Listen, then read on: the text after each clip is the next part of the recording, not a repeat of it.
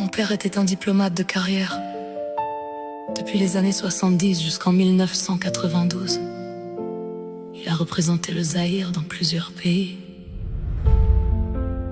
Du Congo-Brazzaville à la Suisse, de la Belgique aux États-Unis, de Belgrade à la Bulgarie, jusqu'en Autriche, il a porté le nom de son pays.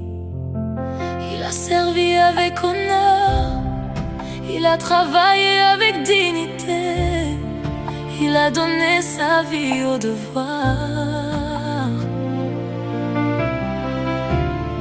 Mais ce qui me brise le cœur, c'est ce que son pays a fait à sa famille après son départ.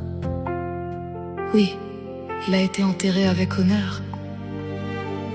Mais que s'est-il passé le lendemain?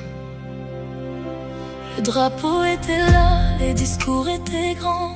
On parlait de service, on parlait de son rang. On l'appelait diplomate, ambassadeur, homme d'État. Mais quand les fleurs sont tombées, qui s'est souvenu de nous là-bas? J'avais à peine 17 ans quand mon père est parti. Une mère devenue veuve, des enfants sans abri. On devait nous rapatrier, nous ramener au pays. Mais les promesses se sont perdues dans les couloirs de l'oubli. On a salué son nom, puis oublié son sang. On a honoré l'homme, puis abandonné ses enfants.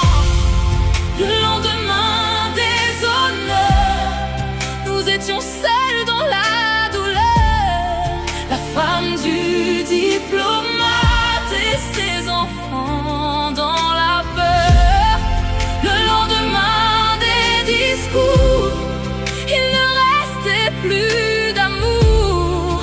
Le pays qui avait servi nous a laissés sans secours, sans retour, sans justice, sans amour,